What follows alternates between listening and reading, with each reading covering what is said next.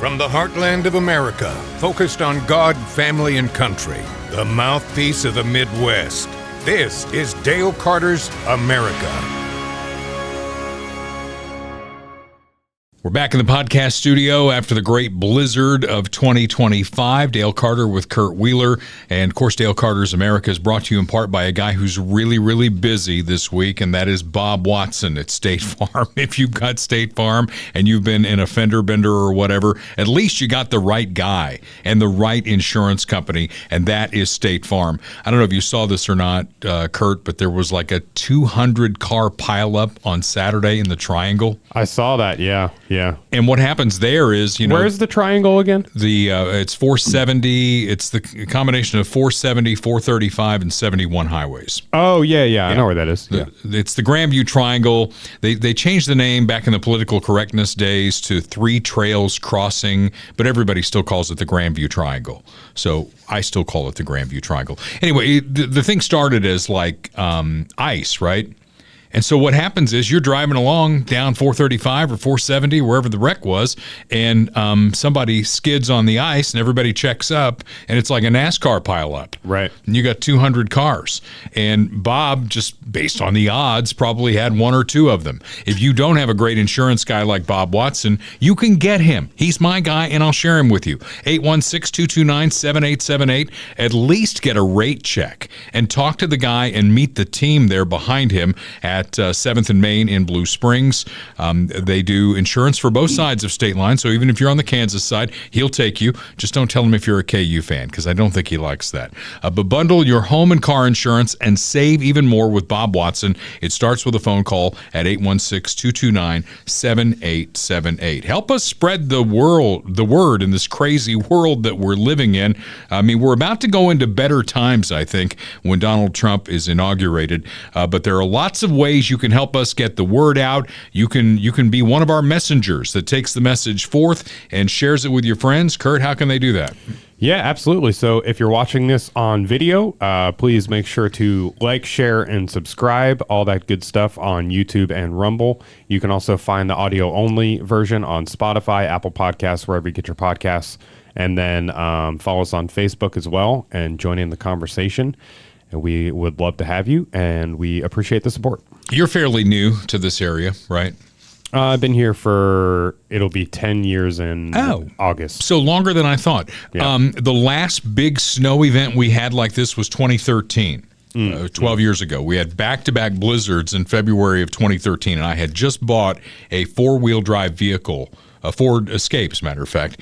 And I'll never forget, I was here at the radio station when it all started, and it went south very quickly. And Sly James was the mayor of Kansas City then, and I drove that four-wheel drive home.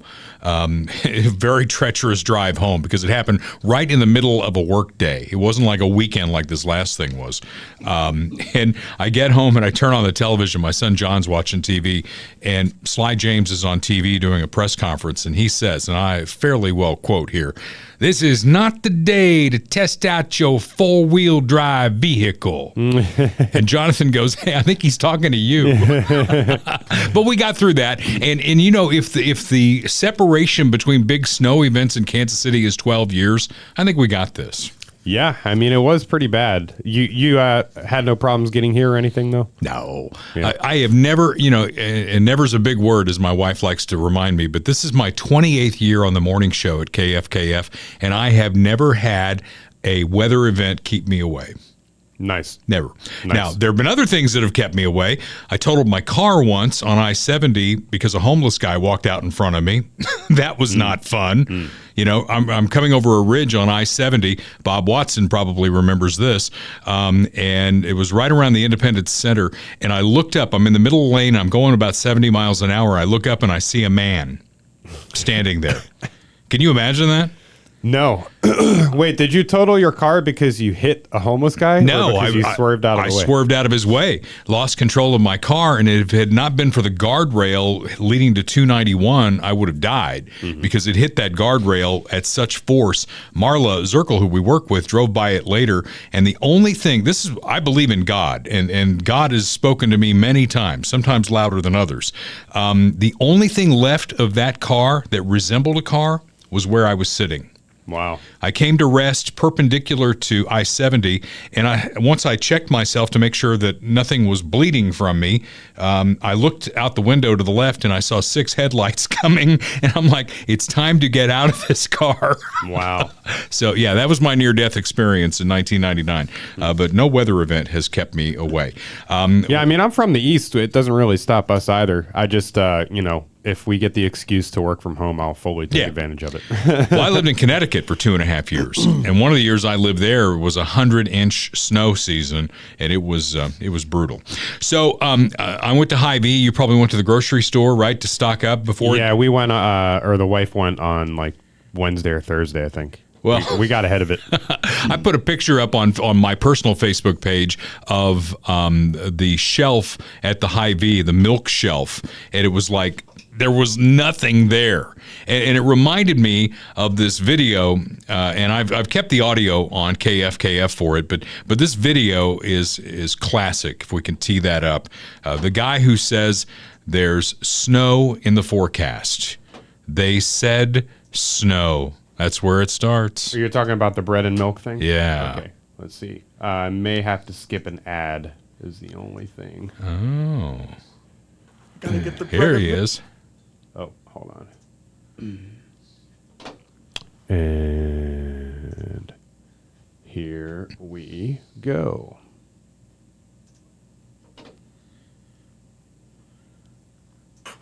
I gotta get the bread and milk. Oh my god, I gotta get the bread and milk. I gotta get the bread and milk. I gotta get the bread and They said snow! I gotta get the bread and milk! Oh my god! I gotta get the bread and milk! I gotta get the bread and milk! Oh my god! Yeah, it was one of those days. You got to get the bread and milk. That's pretty funny. I'll tell you somebody else who's busy on days like that, and that's my buddy Dale at Dale's Body Shop in Blue Springs. I reached out to somebody in the office just to see, how they did, and they haven't gotten back to me yet. That just tells you how busy they are. But when you buy local, your dollars stay local. And if you get in a wreck, and maybe you're one of those 200 cars from Saturday on 470, 435 down in the Triangle, you got to tell them to take it to Dale's Body Shop in Blue Springs. He's been there for over 37 years, and everything he buys is sourced locally. Now, when you go with an out-of-town body shop, you're sending that money to an out-of-town company. When you use Dale's, you funnel that money into the local economy, and it keeps spinning around. Plus, they're the best. They've put several of my cars back together. Dale's Body Shop. They're the experts taking care of customers and taking care of you. Speaking of taking care of you, when you get to 65, allegedly, the government's going to take care of you. You're paying for it, right, with your FICA withholding. That goes to Medicare and Social Security. And a lot of people look at 65 as the finish line to get on to Medicare. But there are gaps in Medicare. And that's why Kirk Doris and Lori Hocker have this company called Medicare Simplified KC. What plan should you be on? Are there gaps in it? How will you fill those gaps? These are important questions. You need somebody who's been through this thousands of times, literally. They've got over 30 years combined experience with Medicare and have helped thousands of folks right here in the Kansas City area make informed coverage decisions. So set up an appointment with them. They're easy to find on the web at MedicareSimplifiedKC.com. You can reach them in the office at 816-701-6661. And if you can't go into them in their office in Independence, they'll come to you. Kirk Doris, Lori Hocker, incredible people helping folks navigate the maze that is Medicare. All right, here we go. Donald Trump's going to be inaugurated on January 20th, which is a holiday, believe it or not. It's Martin Luther King Day. It just happens to fall that way this year. So our podcast will be recorded the day after, so we'll catch some sound from the swearing in and all that. Plus, we have a special edition coming up that week. Sean Smith from the Jackson County Legislature is going to join us. It's the latest recall effort for County Executive Frank White, and I'm going to again talk to him about my idea about Truman County. We haven't said a lot about it lately. Working behind the scenes, it is a long uphill climb. So we'll talk about that when we do that episode with Donald Trump swearing in. So 653 days. That's a figure that I want you to keep in mind because the legislative calendar moves very quickly on Capitol Hill. And Donald Trump is going to come into this office with a lot of political capital. But he's got 653 days to get things done. That is the time between his swearing in and the midterm election. All right? Republicans have the White House. They've got a majority in the House of Representatives. We have a Speaker, Mike Johnson, who was endorsed by Donald Trump. We have a pretty good majority in the United States Senate. I just think it's time to stop the inter-party squabbles and, as I like to say, get some shit done. You really like your countdowns, don't you? I do. Your days. I'm kind of a countdown guy. I mean, I've been in radio for 45 years. Yeah, so. You're counting down to retirement. I know that much. Well, a couple of different dates on that, and we can talk about whether that's going to be real or not. If I love what I do, why would I stop? It's a good question. Yeah. So you may be stuck with me longer than you think you're stuck with me. Oh, boy. So there we go. So, 653 days. It's important because it's not a very big number. And you know that the Democrats are lying in wait. We had a Democrat guest on this thing. What did he say? I said, what are you most afraid of? He says, you know what? We're going to sit back and we're going to watch. And they're going to bitch every step of the way on everything Donald Trump does, much like we bitched every step of the way on things that Joe Biden did that we didn't agree with. So let's jump into this because I know you have a disagreement with me, I think, over the H1B visa. And we've talked about immigration before because there's this, I think, misnomer out there that Donald Trump is against all immigration. And I don't think that's true. I'm certainly not. I'm against illegal immigration. I think that is where you set the bar because Donald Trump wants to grow this economy, Kurt. How can he grow it without people? Well, I guess it depends specifically what you're talking about. There has to be a limit to legal immigration somewhere, right? Well, there is. Would you agree with that? Absolutely, there is. H1B, by the way, is a very small portion of immigration. That is aimed at highly educated people who do things we need to do in this country that we don't have enough people to do. And that's not the reality of how it's used, though. I mean, it's become abused. It's a program that's become abused and is bringing in people to do like mid-level jobs because they work that's an longer, oversight problem. They work longer hours, they take less pay, and then if they don't do their job, they can be removed from the country. So it's because people don't want to hire American workers, and that goes to I don't have to read the whole thread, but it goes to the thread that Vivek posted on X, where he was basically saying that Americans are lazy. We're not nerdy enough. We're not like Steve Urkel. That's what he was basically saying. He's like, as if only we had all these nerdy Indians here from wherever in the world that we need to get people from. I mean, that's not the point of the American economy. That's not the point of being a leader in our country. I think America is that greatest country in the world that gets the pick of the crop, whoever we want, all the way back to World War II. We brought Germans into this country to get us a leg up in the nuclear field, right? You would agree with that. Yeah, I mean, that was a small amount of people, though. I'm not against bringing anyone here. I mean, I think it should be drastically reduced. But if there's a super, super genius somewhere, I mean, a lot of these people that we're talking about, I'm not sure if I guess he ran for president, so he was born here. But like Elon Musk, is from South Africa. There's plenty of other examples. Yeah. And there are extraordinary people across the world that may have something to offer, but that is not what's happening. Well, what's happening is people are being brought here from other countries because they're cheaper than American workers. It's a pure cost situation. These companies, even companies like SpaceX and Tesla, you can look through the H1B visa applications, and they have thousands of people working for them that are like mid-level analysts, and we don't need mid-level analysts. We don't need to bring people from China or India. There's also the problem of Chinese nationals, in our education system, that are sending information back to the Communist Party and working, in our government contractors and things like that. So It's an oversight. What you're talking about is an oversight issue. And if Elon Musk and Vivek are going to run the Doge and they're going to put the government through the paces, I mean, they ought to be looking at stuff like that. But as a macro of all of this, we are going to need more people. I am the last of the baby boom generation. You get that, right? Yeah. 1964 is the last of the baby boom generation. Moving forward and down to your generation, you're having fewer children. It's a math problem is where it comes. I mean, I had 4 sons, so I think I did my part. You have 2 kids. You going to have any more? Yeah. Okay. Well, then maybe you'll be part of the solution to all this.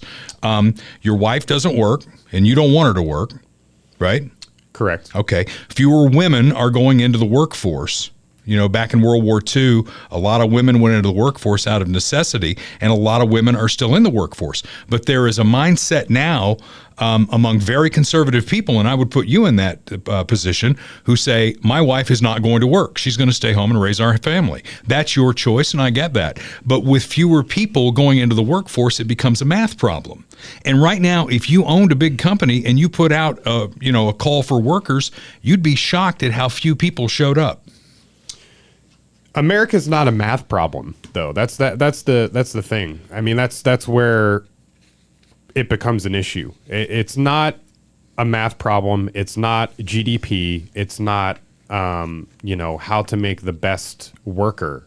I mean, that's like the mindset of Marxism. I'm not calling you a Marxist, obviously, but the mindset of the left, the mindset of socialism is just math. It's whatever. It's the proletariat versus the bourgeoisie. It's a math issue. These people don't have enough material wealth. These people have too much material wealth. I'm not even going to go there. That's not where I'm headed. No, on this. but it's important because that's not what America is. America is not only a place, but it's a people. And fewer and fewer people. That is the problem. Right, if you're going to have big companies and they're going to grow, you've got to have people. Right, but the solution to that is not to bring in more people. What's the solution? From countries and places that don't share our values. What's the solution? People need to have more kids. It's not happening. I mean, it needs to happen. You may have 15, but it's not happening. It needs to happen. I mean, that's the only way to save America while preserving America. Unless we don't care about that, if we just care about GDP, then bring in all the Indians, all the Chinese, it doesn't matter. How would you have felt at the turn of the century, from the 19th to the 20th century, when a bunch of Irish showed up here or a bunch of Italians showed up here? Would you have been one of those people saying, we don't need those people in this country? Well, I wasn't. No, I'm not sure. I mean, I wasn't around then, but my family were Germans. They came over here to farm. Would you have told them don't get off the boat? I also think, I mean, this is doesn't sound great to say, but if we're being honest, there's a difference between bringing Europeans like en masse and bringing Indians or Chinese en masse. There's or Middle Easterners, or there are different cultures, there are different people who share our values or don't share our values, or have things that we want in our country that align with America and the American people, or don't. And those things do exist, and we have to be honest about it. The way to save and preserve America is not replacing the American people with third world populations. That is just going to lead to disaster, and it's going to make America look like and act like and become like those other places. Well, and I could not disagree with you more. I mean, I lived through the period where a bunch of folks from Thailand were brought into the United States. Vietnamese were brought into the United States, and they assimilated and became great Americans. So to wave a big broad brush over 2/3 of the globe and say you don't fit in America, I just think that's too much. Right, but do you agree that there is a limit? Like, of course there's a limit. Of course there's a limit. Okay, we've got to do 2 things here. We've got to seal that damn border. Illegal immigration has to stop. We got to get all these damn criminals out of the United States. And then reasonable immigration policy to grow this economy like Donald Trump wants to grow it.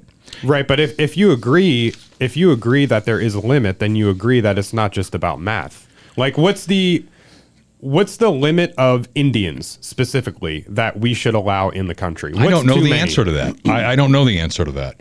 I know that, a lot of liberals will throw in our face the poem at the base of the Statue of Liberty. And if we took that literally, how many billions of people are there in Africa? We should let them all in.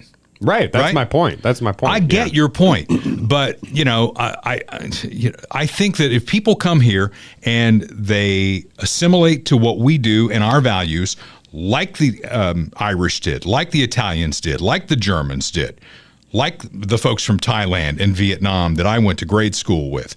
I mean, it can happen. It can happen from Central America, but we can't have those countries open up their prisons and their mental asylums and send all those people through our southern border.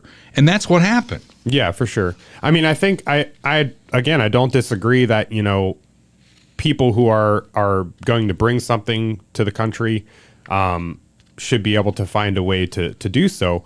But again, that's not what's happening. And I think if we're being honest with ourselves, what we're seeing is a replacement of the American worker. And as an American leader, whether you're the president of the United States, Donald Trump, or, you're a social figurehead or adjacent to the government like an Elon Musk, your job is to look out for America, and America means the American people. You need to advocate for and look out for and do what's best for the American people. And what that is not is replacing people's jobs with foreign workers. And it's not just people from India or China. It's places all across the country, and it's illegal immigration too. I heard a story just the other day about a coal plant in Utah, I think, that was shut down, and they're building a solar power plant to replace the coal plant.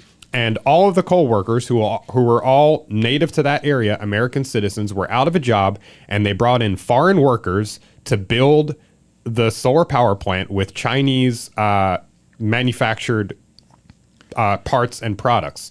So, that's a microcosm of what we're dealing with now, and we can't allow that. It's not just about protectionism or white people or something like that. It's about the American people and protecting what's best for them. All right. Well, I don't disagree that we need limits on immigration, but we are going to need more people to grow this economy like Donald Trump wants to grow it.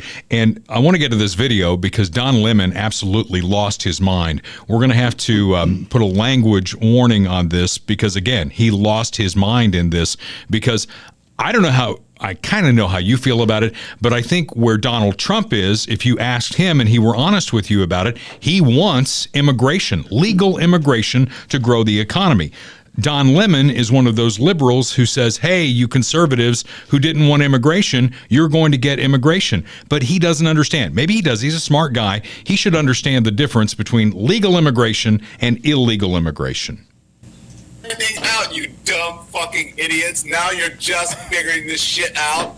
You're so fucking stupid and you deserve it. Who are you calling And stupid? you fucking deserve it because you're so dumb. Jim, it's hypocrisy. So go with me here. Yes, I am gloating over your stupidity. You calling And somebody how you stupid. were taken. I'm cackling in Kamala, says in Shanta. You've been co-opted because you're in a fucking cult and you don't even realize it because you have stupid MAGA brain and you don't get it. How stupid and dumb are you? And I'm just going to I can't wait to go through this. Okay. So I'm going to read this again. So Krishnan's appointment triggered an anti-Indian backlash on social media, particularly given his past advocacy for increasing green cards and immigration broadly. Oh no, immigration. We can't do the immigration because it's hot in here, guys. All right. Woo! Thank you. We can't do the immigration because, the immigration, it triggers some people. You know what they're saying about the anti-immigrant stuff, right? Who's in to say that one of the jobs you might be seeking won't be one of those white jobs? Oh my gosh! Oh my gosh! Oh my gosh! Oh my gosh! He's absolutely losing his shit. So there you go. I mean, can I say one more thing about this? Sure. Too? If your job, to use that example of the coal plant that was shut down and replaced with foreign workers building the solar plant, if you're one of those workers that is out of a job and maybe has to move, does it matter whether the person who replaced your job came here legally or illegally? No. Okay. Because, I mean, that's kind of what we're dealing with. It in some sense, it doesn't really matter. If we're just bringing people here, because we need them, because they're cheaper, because they'll work harder or something like that. Why does it matter if we bring them legally or illegally? Well, whether they're cheaper or not, work ethic means a lot. And I will say that in your generation, not you, but in your generation, there's a work ethic problem. Okay, then let's just replace every lazy millennial with an Indian who will work for $8 an hour, 80 hours a week. Again, if your generation's not going to work, we got to find somebody to work to support them eating Cheetos sitting on their couch in their parents' basement. I mean, where is the work ethic? That's how you feel. Where's the work ethic in this country? Well, we need to cultivate a work ethic in this country. It's not happening. Well, it needs to happen. It needs to be cultivated. This is the country that we have. This is the country that we're dealt with. If you're the president, it's your country. You have to fix it. You don't get to just fix it by replacing the people in your country. Why is China not doing that? Is China bringing in, unlimited Indians, unlimited people from the third world because they'll work for cheaper? No, because they care. They care about their culture. They care about their way of life. They care about their history. Well, they're a communist country. You don't want to go that way, do you? Nobody's have everybody wearing pajamas? Nobody's talking about that. Let's move on. I think we beat this to death. So how can we politely turn the debt clock back and balance the federal budget? And the answer to that is it can't be done politely. We talked last week about some low-hanging fruit, the Corporation for Public Broadcasting. If they can't shut off funding to that, we're doomed in terms of the budget. And I think it should be defunded. We'll see if they actually do it. Will Donald Trump, you say a leader's got to be bold. Will he boldly shut down the education department? Let's bury that thing with Jimmy Carter, because Jimmy Carter started it. I heard Kevin Keatsman talking about this. I don't have the stats to back it up, but Keats says that when the education department was founded in the late 70s as a federal department, we were #1 in education in the world. And he says we're somewhere about 18th now after generations of a federal education department. Because there are people out there who are brainwashed who say if you don't have a federal Department of Education, you don't have schools. Schools will all close. And that's not true. The Department of Education is a relatively new department. In fact, I think it might be the next youngest behind the Energy Department. So do we need it? We absolutely do not need it. Education is a local issue. And when local parents and school boards get involved, good things happen. When the federal government, you want to talk about, inspiring a generation of young people to want to do something. When the federal government gets in there and says, hey, if you don't let Bob go in Susie's bathroom, we're not going to give you federal funding. That's happening, right? So let's cut off the federal money going to D.C., put that in our local schools, and watch them thrive. Agreed. He's talked about doing it, so we'll see. We'll see. Every Republican president since Ronald Reagan has said they'll close the Department of Education, and they haven't done it. Right. So you want some bold leadership? There's some low-hanging fruit that Donald J. Trump could go in on day one with the support of Congress and get done. Will he do it? You think he would have the support of Congress? Absolutely. Again, every Republican who's been in the White House has said they were going to do it all the way back to 1980. And they haven't done it. So, maybe Doge is the first step toward getting that done. But again, go back to the clock. Me and my countdowns, right? 653 days. Because the Democrats are going to come in and they're going to run in the midterms and they're going to say Republicans want to kill old people, they want to starve children in school, and they're going to be on fire in that election. And if history is any indicator, Donald Trump will lose ground in the midterm. Yeah. Hopefully he won't, but he could. So you've got 653 days to get this thing turned around. Now, I want you to imagine a scenario, because tax day is coming up. And too many people in this country look at tax day as, I've overpaid my federal tax bill, so I'm going to get a big refund. Isn't that just great? Are you a big refund guy?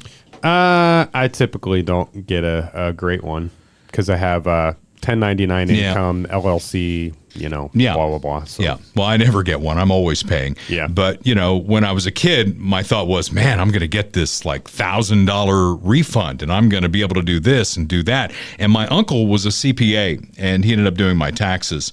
And he told me something that has stayed with me the rest of my life. When you overpay your federal taxes, you are giving the government a no interest loan until April. So his advice to me, and I've kept it to this day, and of course, I live with the CFO of Dale Carter's America, and she's a tax attorney. So, we definitely do this. You try and find that equilibrium where, it's about right what you're having withheld. But have you ever looked at your pay stub? Yeah. Yeah. Can you imagine having to write the check where it's withheld? That would be difficult. I mean, you'd have to plan. You'd have to have a separate savings account, and you'd have to really be diligent about it. Most people don't even think about it, right? All they look at is what the net of their check is, and that's what they take, and that's what they raise their family with, and all that. I mean, I'm going to guess that the biggest line item for a lot of people, if they looked at it, is their federal tax bill. What are you getting for that? I would argue you're not getting very much. And, we talk about the things that the federal government does well and that they should get out of everything else and turn it over to the private sector. And I probably have one hand where I could count the number of things the federal government does well, and I'd have fingers left over. Yeah. I mean, the money that's taken out of your account is literally going to other countries. Certainly. And it's going to things that you don't agree with, things that you would never spend your own money on, and it's going to bring it full circle, bring people here that are not you to take away your jobs. So yeah. So imagine you had to great? write checks for all this stuff: your federal taxes, your FICA taxes that are funding Social Security and Medicare. Social Security was set up in the 30s under FDR, and I'm going to take every damn dime I qualify for. You bet your ass on that. But in a perfect world, we wouldn't have Social Security. Right? You privately fund all that. And I try and think back, and I have not looked this up. One day I will. The amount of money in the 45 plus years that I've been employed, how much money I've paid into FICA, for instance. What could I have done with that money if I just put it in a basic mutual fund? bought a house.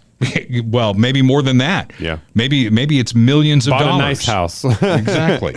So think about that, and then, write checks for your state taxes, your city taxes if you live in Kansas City or St. Louis, tax.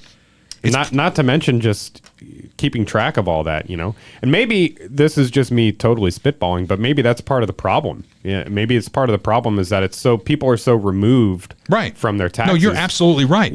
When they put withholding in, that changed the whole game. Right.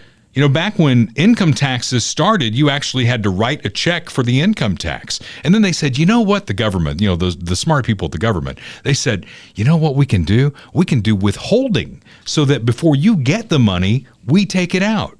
Right. And the only way you really know is if you look at your check stub.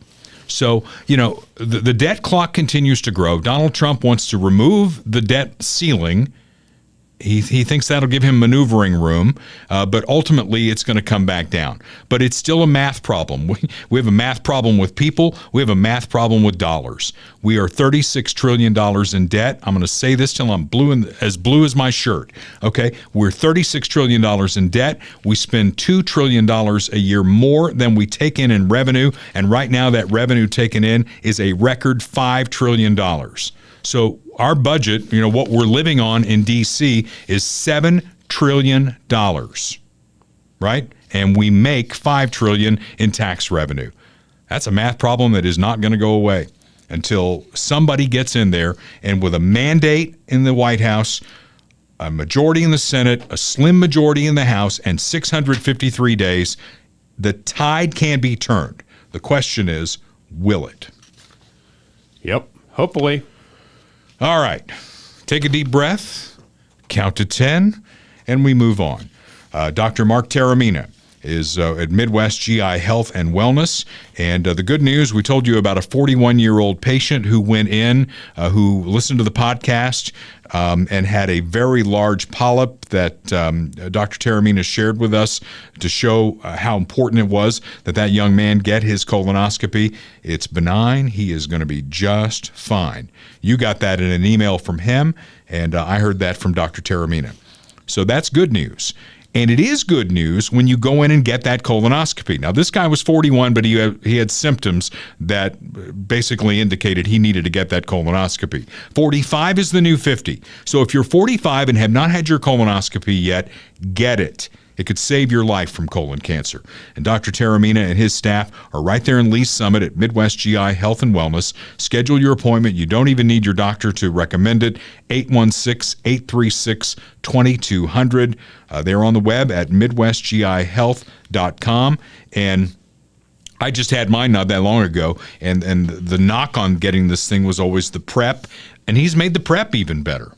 So, if you don't mind the taste of Gatorade, right, and you're going to drink a lot of it and put in something that doesn't flavor the Gatorade, you're going to get done, right? That's what it tastes like? It tastes like Gatorade? It is Gatorade. Oh. It's Gatorade with Miralax in it. Oh. Now, you're going to dump a whole thing of Miralax in it, and, right. Which has no taste, and then, you're going to drink all that Gatorade, take a couple of pills, and then, trust me, the train gets going. And it does not stop until you are on E. And then you take a 15-minute nap, and you wake up, and it's all over. And then you've got a new lease on life. And when you've got that new lease on life, you want to get something new, right? A new house. Maybe you're tired of renting. I remember the days when I rented an apartment, and I was so excited when we bought our first house, much like the feeling you had, right? Buying your house. Yep. It's a great feeling of ownership. And then when you do have more kids, you need a bigger house. Your kids go off to college, you need something smaller. Maybe something that you've been dreaming of doing. The guy who can make all that happen is our friend Michael Schroer, real estate professional at RE/MAX Elite in Lee's Summit. I mean, he was Heritage. Now he's Elite. So he's moving up in the world, right? That, yeah. Yeah, he's got a new number. Reach him if you're looking to sell your home, if you're ready to buy, if you got a piece of property you're looking to build your dream home on. He's built homes. He's sold homes. He's the man. 816-373-8400. 816-373-8400. And tell him you heard about him here on the podcast, and he's going to go into overdrive and help you get that done. It's Michael Schroer, Schroer. And again, he's a broker at RE/MAX Elite in Lee's Summit, and he is our guy in the real estate world. Okay, as we record this, Inauguration Day is coming up in about 10 days. I think it's a fair question to ask right now, between now and January 20th, who's running this country? We've been asking that for the past We have. And years. The Democrats shake it off. It's like, oh, come on, man. You won the election. The old guy's there. It's almost time. Who cares? I care because I love this country. And things keep me up at night. Like, is China going to invade Taiwan? And if they do, what's our reaction going to be? Right. The Middle East it's already a mess. It could get even worse. There are enemies out there who are taking advantage. And who is running the thing? That's what I want to know. Because there are people running it. Make no mistake about that. I made a little list here of some things that have happened in the last week. We sent more billions of dollars to Ukraine to fund a war that's not going anywhere. It's a sinkhole. We talk about billions and billions of dollars that are going in to help Ukraine defend against the Russians. And it's a stalemate. How long will it go on? What's the definition of victory? Nobody knows.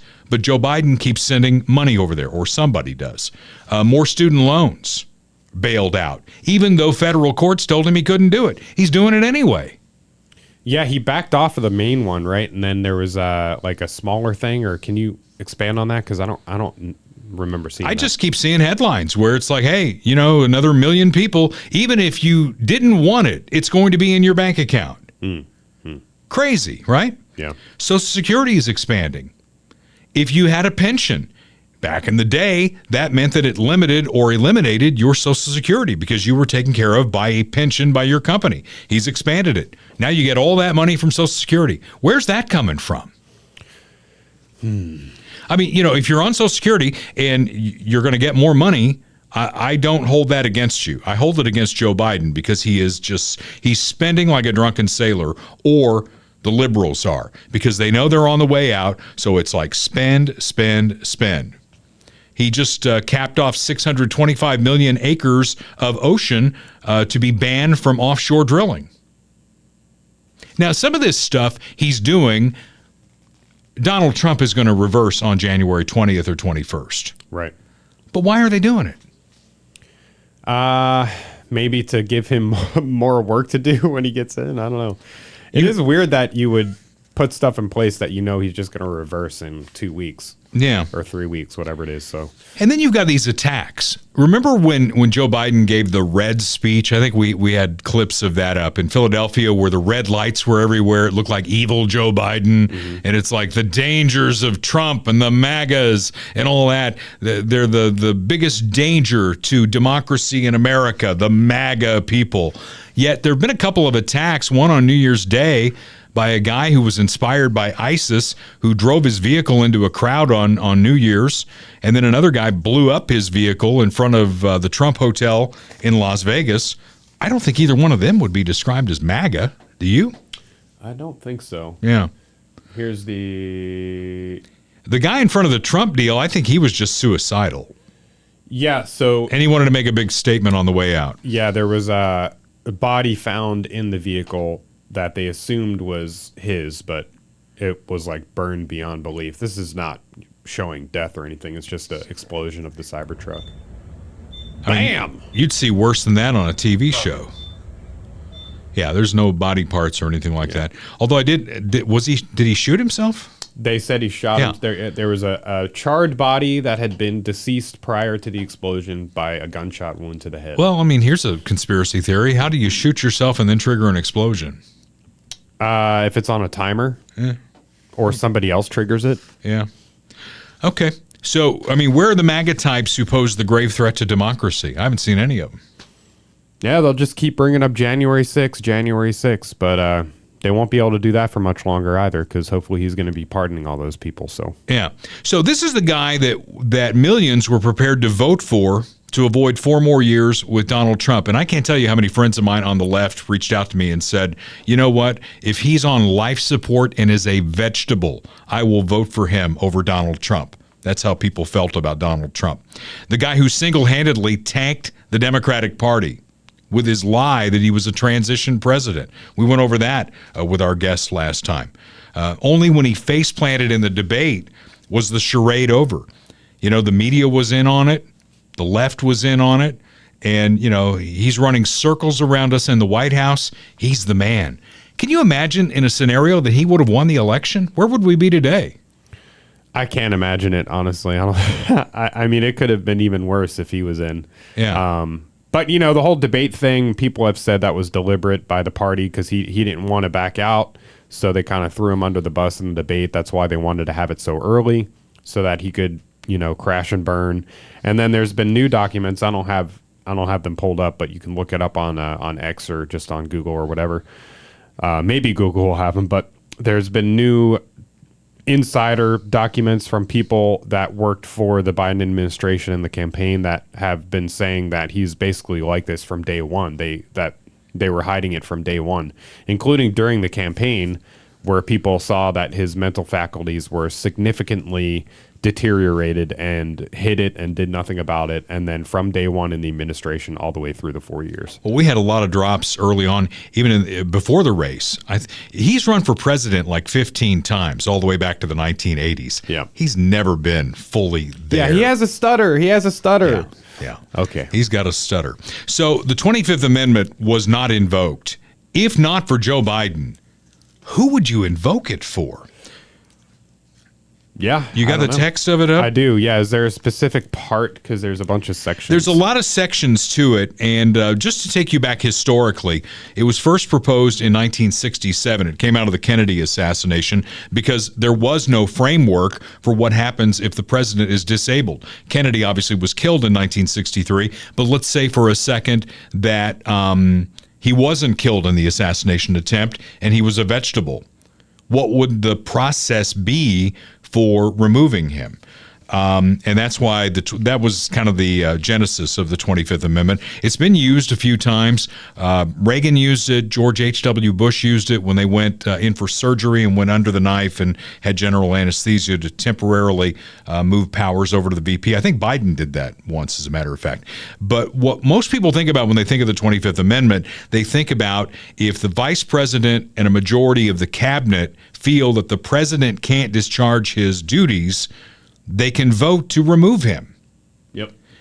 And there is nobody who is like nonpartisan who could look at this. Let's say you're, I hesitate to use the term NFL referee because I'm a Chiefs guy, and most of you people who aren't Chiefs people think that we've got him in our pocket. But let's just say that it's a non-biased arbitrator just looking at the thing from 35,000 feet.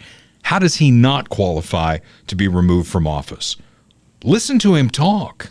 You got a video you've been wanting to show here. You have something on Joe you want to show? Oh, no, that was in your notes. You skipped it. Oh, I skipped it. Yeah, President Biden delivers speech regarding New Orleans attack. Okay, yeah, because he did have some struggles with that. And he has struggled with the teleprompter. But as he struggles with the teleprompter, what I want you to remember is when Sarah Palin was tapped by John McCain to be her running mate and gave the biggest speech of her life at the Republican National Convention, did you know that her teleprompter crashed? I don't even remember that speech. But yeah, it was a great speech, and her teleprompter crashed, and you would not know it. Yeah. People gave her, a lot of crap, and I don't know. I mean, she was ditzy, and she was maybe a little, off or something, but she wasn't like an idiot, you know what I mean? I mean, compared to these people, it's like not even close. Homework assignment, put her up there with Kamala Harris. Go watch that speech from Sarah Palin and then anything that Kamala Harris said. So Joey talking about what happened in New Orleans when the ISIS guy basically drove in and killed a whole bunch of people. I can speak for all Americans when I say our hearts are with the people of New Orleans after the despicable attack that occurred in the early morning hours. To all the families of those who were killed, to all those who are injured, to all the people of New Orleans who are grieving today, I want you to know I grieve with you. Our nation grieves with you. We're going to stand with you as you mourn and as you heal in the weeks to come. I want to thank our brave first responders and law enforcement personnel who stopped the attacker in his tracks before he could kill or injure even more people. And I want to thank you to everyone at the Department of Homeland Security, the Department of Justice, including the FBI, for working nonstop to investigate this heinous act. The FBI is leading the investigation to determine what happened, why it happened, whether there was any continuing threat to public safety. Here's what we know so far. The FBI has reported to me the killer was an American citizen, born in Texas. He served in the United States Army on active duty for many years. He also served in the Army Reserve until a few years ago. The FBI also reported to me that mere hours before the attack, he posted videos on social media indicating that he was inspired by ISIS, expressing a desire to kill. The ISIS flag was found in his vehicle, which he rented to conduct this attack. Possible explosives were found in the vehicle as well, and more explosives were found nearby. The situation is very fluid, and the investigation has a preliminary stage. And the fact is that lost the teleprompter. Right now, excuse me. Oh, like it went out? Yeah. There you go.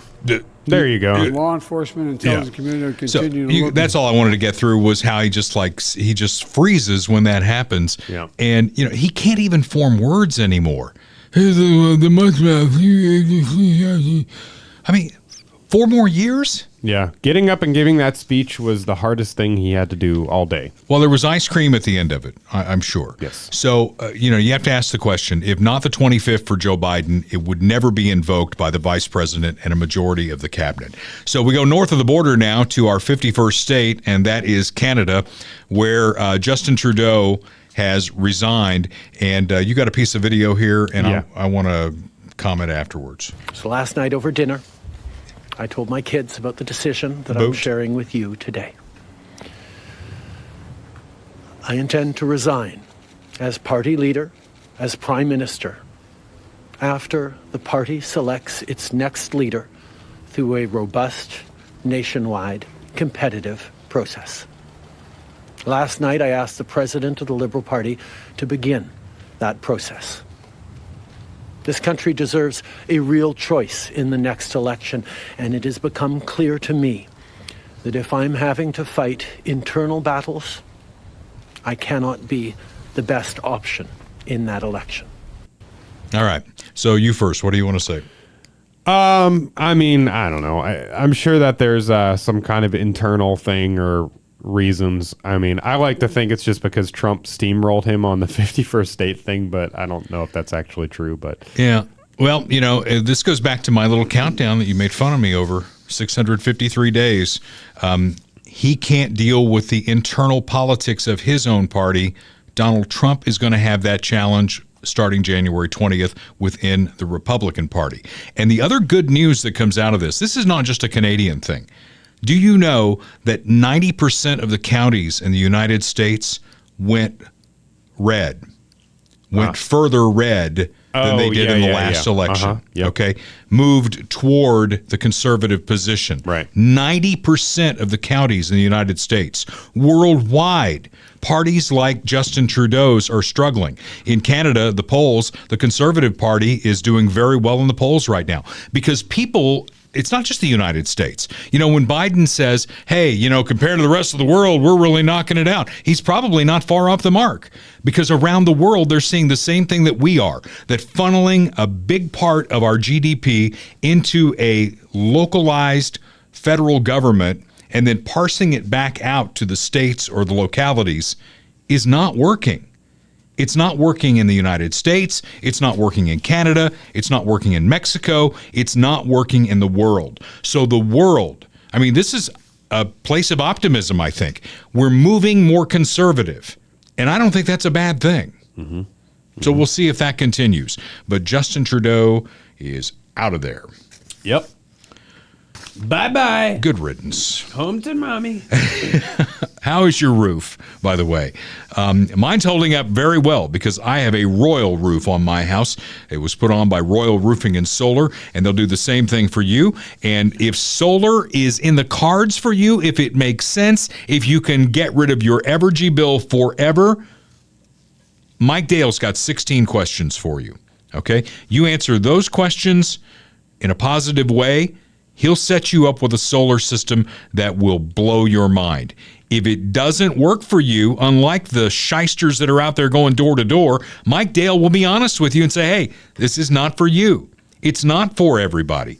Ask those questions and get the answers and see if you qualify for it. I heard Mike Dale talking about this too. I didn't really even think about this. We had blizzard conditions and somebody reached out to him. They had like spots on their second floor ceilings. This is something you got to check out because if you've got those vents in the top of your house, if we've got blizzard conditions like we had, it blows snow in. And that can be a problem. So get up in your attic and save yourself some grief there and see if you've got snow up there. I'm going to do that tonight. That's a great idea. Get it out of there. 816-540-7057. They'd love to come to your house and do an examination of your roof and see if you need a new roof. And again, solar, it's a question. It's 16 questions, in fact. Solarbyroyal.com and RoyalContractingKC.com, proud sponsors of this podcast, as is Jim Dingman. Dingman must have sold a lot of pizza in his life. Have you seen his car collection? He's always putting up really cool cars online. Now, Jim's into a lot of things. Funhouse Pizza, I think he does for fun, but they have a great time there. Lee Summit and Blue Springs, 50 Highway Lee Summit, 7 Highway in Blue Springs. The pizza is piled high with toppings. The drinks are cold, and the atmosphere is always fun. You got a kid's birthday party coming up, take them to Funhouse Pizza. You got a team meeting coming up. I guess Little League will be here before you know it. Have that meeting with the parents at Funhouse Pizza. It always goes down better with Funhouse Pizza, and this spring we'll probably get back out there again and do one of our live podcast events at Funhouse Pizza, probably the one in Lee Summit. 50 Highway Lee Summit, 7 Highway Blue Springs. Funhouse Pizza, because it's fun. Okay, January 6th came and went. You know, I got married on January 6th. Did you know that? Oh, no. Yeah, so my third anniversary. Congratulations. Yeah. So your third anniversary, you went to the Capitol and stormed... No, we got married on the first anniversary of the January 6th attack. And my thought process there was, you know, I could say, well, you know, at least something good happened that day. Or if it goes south, man, if you think January 6th was bad, look over here. Yeah, you've got a line ready either way. Don't tell her I said that. So where are we at with prosecutions and sentencing? I mean, this was 4 years ago. 1,600 people were charged. They can't get the caseload done in 4 years? I guess not. I guess don't not. understand There's still that. people waiting. Yeah. I don't understand that. And, of course, the U.S. attorney now says that probably not going to go forward with some of these because Donald Trump says he's going to pardon them, as he should. Let's just get this sorry chapter behind us. It was an ugly look that day. I know at some level you kind of give them a pass. Am I wrong in that? Well, I mean, if they did illegal things, hurt anybody or vandalized and things like that, then, you know, they should be held accountable for that. And that's an easy process, right? Yeah, and it doesn't require 30 years in jail. No. So it doesn't. So, and, you know, we've also seen plenty of other protests and demonstrations at the White House where they tried to attack the White House when Trump was inaugurated, at the Capitol itself. Cities burned. At state capitals and other government buildings.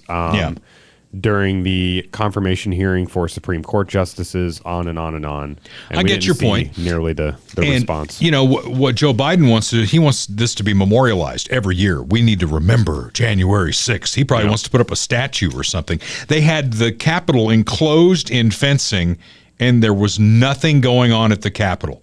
How much money did we pay to enclose it in fencing to ward off something that did not happen? Yesterday they had it. Oh, yeah. Enclosed? Yeah. Completely enclosed. You know, you can go back to January 6th of 2021. Nancy Pelosi even admitted she had a heads up on all this. And I think somewhere in the back of her mind and the Democrats' mind, it's like, let them go crazy. It's going to be really good TV. And it was good TV. Yeah, 100%. Yeah. So get it done. Get them pardoned. Let's move on. It was more peaceful yesterday. In fact, this was one of those times as they read the certificates from the various states. I'm a geek like that. I love that stuff. I watched it on C-SPAN because I didn't want to have anybody else interacting with me. I don't know, man.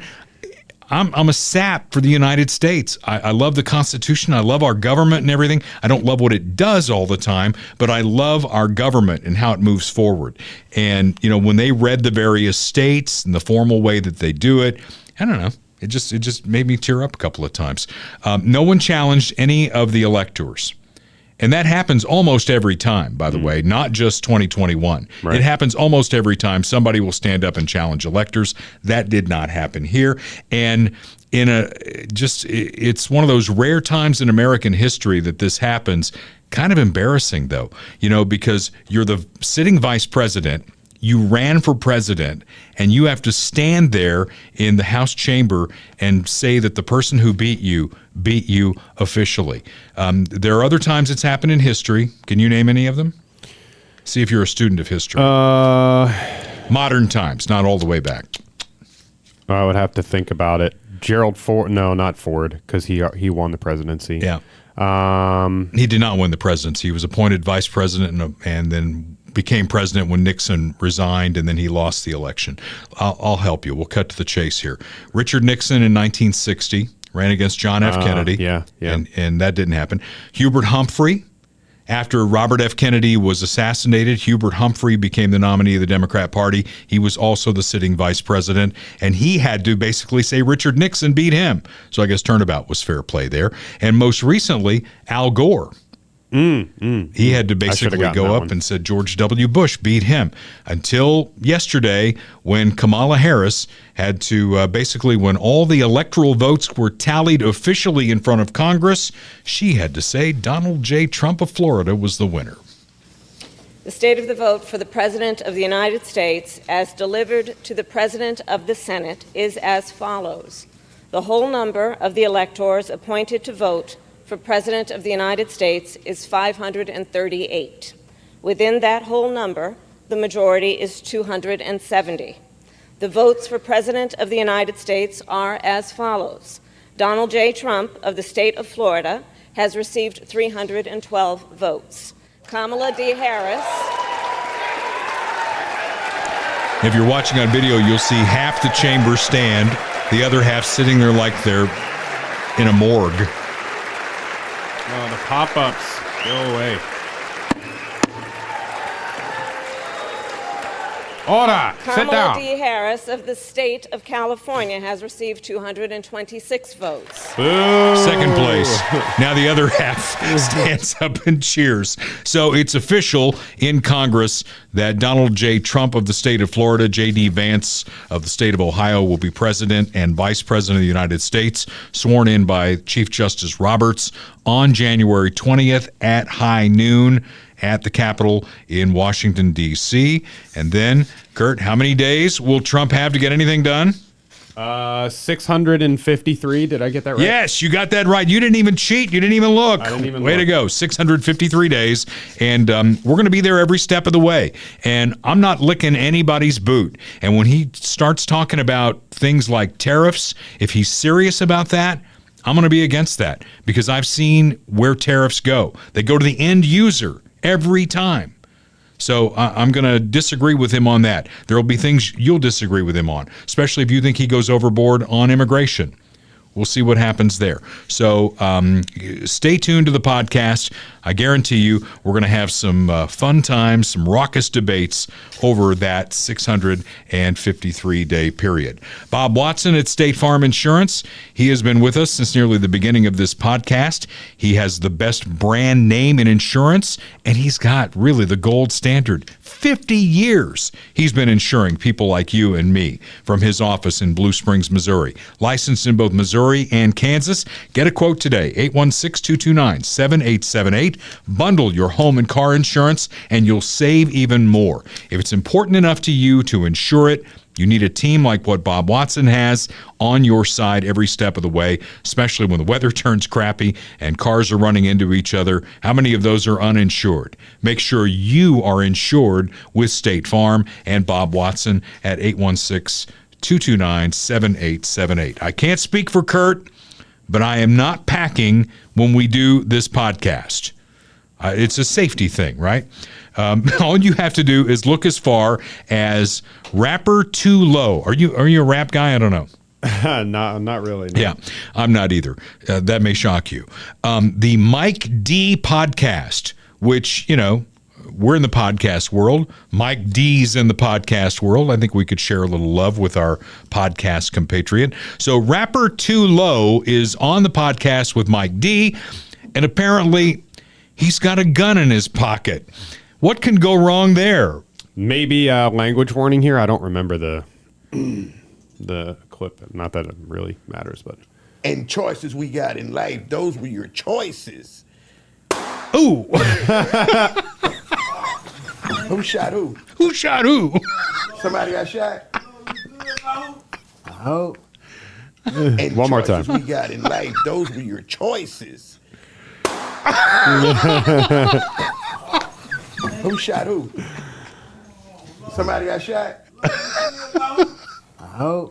What is he doing in his pants? Like, that's what I want to know. Reaching around in there. I Like, guess he pulled a trigger. Yeah, I mean, you got to put that thing in a holster, man. Come on. Play it one more time. One more time. All right. And choices we got in life, those were your choices. Who shot who? Somebody got shot? Yeah.